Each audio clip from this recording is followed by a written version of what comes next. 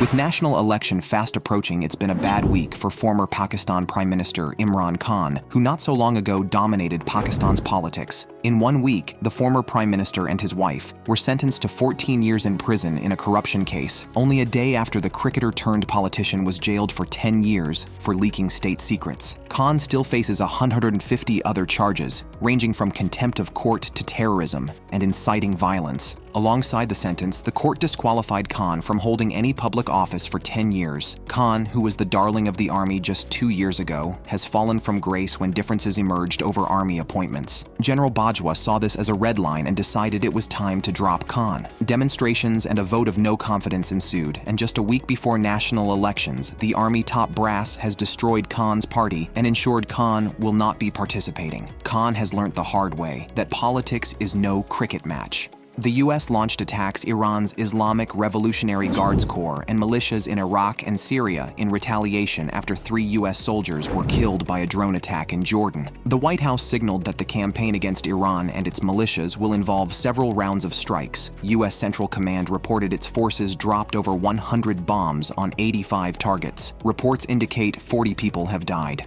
Secretary of Defense Lloyd Austin admitted that the U.S. could not directly link Iran to the drone attack on U.S. soldiers in Jordan. When asked by a reporter how much Iran knew about the Jordan drone attack, or if it was operationally involved, Austin said, we believe that this was done by an element of what is known as the axis of resistance, and these are Iranian proxy groups. And how much Iran knew or didn't know, we don't know, but it really doesn't matter because Iran sponsors these groups. The U.S. is now at war in the Middle East, Europe, and on war footing in the Far East. The U.S. is looking a lot like the neocon regime of the early 2000s, who took the U.S. into multiple wars only to undermine U.S. credibility across the world. The poster child of China's debt-fueled property boom and its spectacular bust has been ordered to liquidate by a Hong Kong court. After 18 months of failed negotiations for a debt restructuring deal, Judge Linda Chan had lost all patience. The Evergrande Group became a poster child of China's economic rise. Founded in 1996, it sold apartments to middle and upper class people. By 2018, Evergrande became the most valuable real estate company in the world. Just 3 years later, the company had collapsed as China's real estate sector was drowning in debt, imploded. Evergrande, China's real estate and debt are all linked to China's economic model, which has caused structural problems for China